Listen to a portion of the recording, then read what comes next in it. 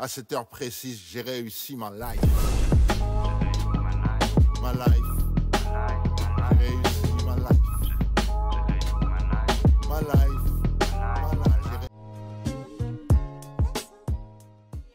La mission locale vatoisaise est allée à la rencontre des partenaires spécialisés dans la prévention dans le cadre du PRIJ. Découvrez leur mission au sein du dispositif PRIJ.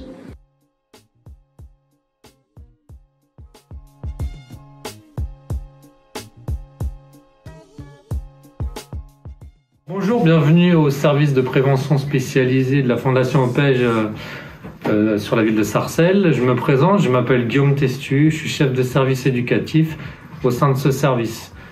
La Fondation Opej est une fondation qui œuvre dans le champ de la protection de l'enfance au niveau des départements du 95, du 92 et de Paris. Nous avons différents services, dont 2 maisons d'enfants, 3 services de prévention spécialisés, des services d'accueil familiaux en journée, des services AEMO et des points écoute jeunes. Bonjour, je m'appelle Aka Isabelle, je suis référente de parcours au sein du service de prévention spécialisé de la Fondation Opej. Je laisse la parole à ma collègue. Alors bonjour, donc moi c'est Sherazade, je suis référente de parcours collègue d'Isabelle au service de prévention spécialisé de la Fondation Opej. Donc bonjour, donc Sonia Chaouch, éducatrice spécialisée sur le service de prévention de Sarcelles depuis plus de 10 ans. Présente. Sarah Elou, éducatrice au service de prévention spécialisé de l'association Image, et ma collègue. Donc Kaye Zahora, éducatrice aussi sur le service de prévention spécialisé de l'association Image à Villiers-le-Bel. Bonjour, bienvenue au service de prévention spécialisé de la ville de Gonesse. Donc, nos missions en fait sont d'accompagner, de repérer dans un premier temps les jeunes dits invisibles, donc qui ne sont connus ni par la mission locale ni par le pôle emploi. Nos missions de repérage se font surtout par le biais du travail de rue, donc à travers les structures où nous pouvons rencontrer des jeunes. Donc les centres d'animation, les centres sociaux. Alors du coup, nous sur le service de prévention spécialisé de l'association Image, on accompagne des jeunes de 11 à 25 ans, habitant sur le territoire de Villiers-le-Bel ou étant scolarisés sur Villiers-le-Bel. On les accompagne du coup sur toute problématique que peut rencontrer un jeune de 11 à 25 ans. Ça peut être dans le cadre de la scolarité pour les plus jeunes. On est en lien avec les collèges notamment, avec les familles. Pour les plus grands, ça va être dans le domaine de l'insertion, de la justice, du logement. Les démarches administratives classiques. On est une équipe de actuellement 3 éducateurs et notre travail se découpe en trois points clés. Ça serait la présence sociale, c'est-à-dire aller au-devant des jeunes sur les quartiers prioritaires de la ville de Gonesse. L'accompagnement individualisé des jeunes gonéciens où on travaille son projet professionnel, les difficultés qu'il peut rencontrer et également l'implication dans le développement social local. Le partenaire principal est la mission locale, le service de la mairie comme le centre communal d'action sociale, il y a le territoire d'intervention sociale et médico-sociale, ainsi que les maisons de quartier, les centres de formation, les écoles. Donc l'arrivée du PRIJ nous a facilité finalement dans les démarches, dans le fait d'orienter plus facilement un jeune qui avait des difficultés ou qui avait un projet, au contraire, qui avait un projet beaucoup plus appuyé en termes d'insertion. Avec le jeune, on peut se permettre de faire des choses beaucoup plus éducatives, qui sont beaucoup plus personnelles, où on travaille autre chose et du coup, les référentes de parcours sont beaucoup plus aidantes et beaucoup plus en plus qualifiées dans ce genre de démarche. Donc du coup voilà, dans le cadre du PRIJ, je suis référente de parcours dans le dispositif programme régional d'insertion pour la jeunesse, et l'idée est vraiment de pouvoir mutualiser les échanges avec les professionnels, les partenaires, de pouvoir renforcer également une relation ou en tout cas un accompagnement auprès d'un jeune, parce que la situation nécessite réellement qu'il y ait un suivi partenarial.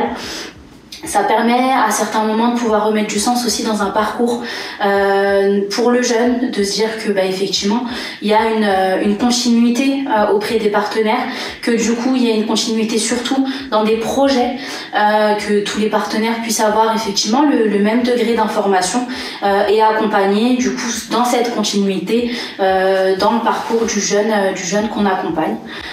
Donc voilà, pour certaines situations ça a été plus que bénéfique. On a vu vraiment effectivement les fruits de ce travail. Pour d'autres ça nécessite un petit peu plus de temps, mais du coup voilà, pour la plupart ils comprennent aussi l'enjeu, ils comprennent effectivement l'importance que les professionnels et que les institutions leur porte également, et du coup c'est aussi là l'intérêt de se dire que on se rejoint pour pouvoir parler de leur situation, pour pouvoir trouver des solutions ensemble, et que du coup c'est un travail un petit peu plus d'équipe et de partenaires autour d'une situation ou deux situations qui peuvent être compliquées. Du fait qu'on travaille avec un certain nombre de partenaires, c'était tout à fait normal de rentrer dans le dispositif PRIGE, puisque le PRIGE propose aux jeunes un accompagnement individualisé, renforcé, avec une multitude de partenaires. Donc l'idée principale, à partir du moment où le jeune accepte de rentrer dans le dispositif du PRIGE, c'est de pouvoir expliciter sa situation auprès des différents partenaires, pour ensuite lever les freins qu'il peut rencontrer dans son projet de vie, que ce soit des projets d'ordre, par exemple le permis de conduire, que ce soit des démarches au niveau de la santé, au niveau du logement, au niveau de l'emploi. Et en fait, les partenaires réunis dans le cadre du PRIGE réfléchissent ensemble à quelle solution serait la mieux pour le jeune. Et ensuite, l'éducateur qui s'occupe de jeunes, du coup, lui propose la solution, ou en tout cas la proposition qui a été formulée dans le cadre de ces réunions, et on continue à avancer petit à petit dans ce cadre-là.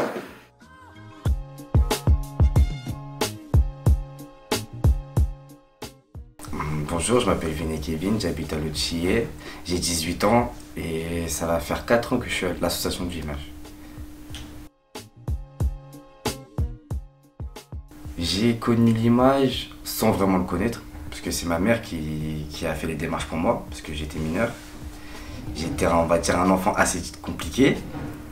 On m'a d'abord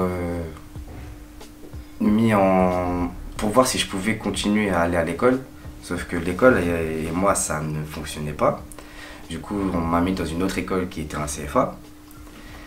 Ça a marché mais pas vraiment non plus, parce qu'il y avait toujours des cours. Du coup j'avais aussi du mal à me lever le matin. Du coup mon éducatrice m'a orienté à l'EDI, pour justement travailler le fait que j'arrivais pas à me lever le matin, le fait que j'avais quelques lacunes. Et du coup ça s'est très bien passé à l'EDI. Elle m'a fait passer plusieurs choses pour savoir quelle range de métier je devais faire, et plusieurs choses à savoir.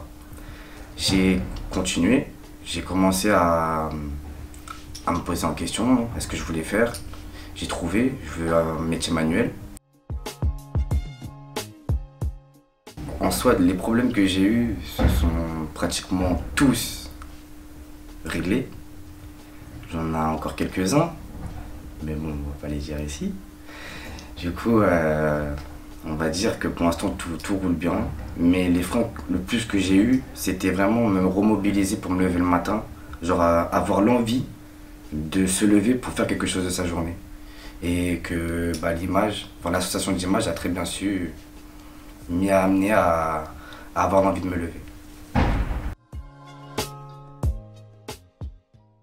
Je suis dans la MVRD, maçon, voirie des réseaux divers.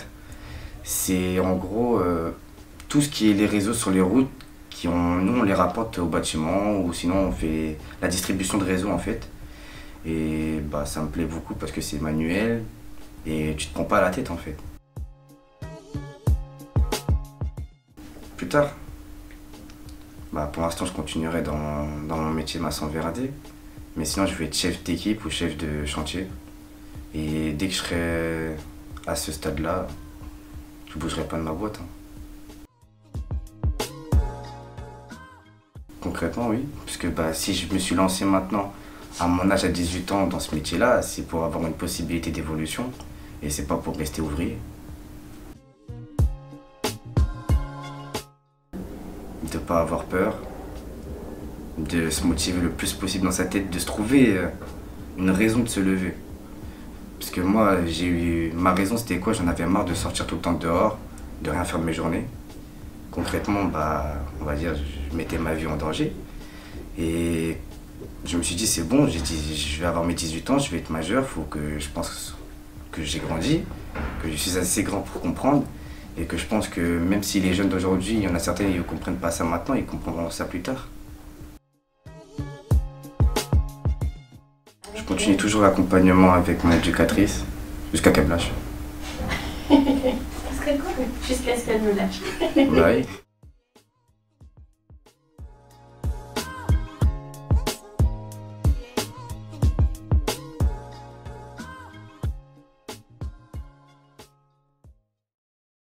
À cette heure précise, j'ai réussi ma life.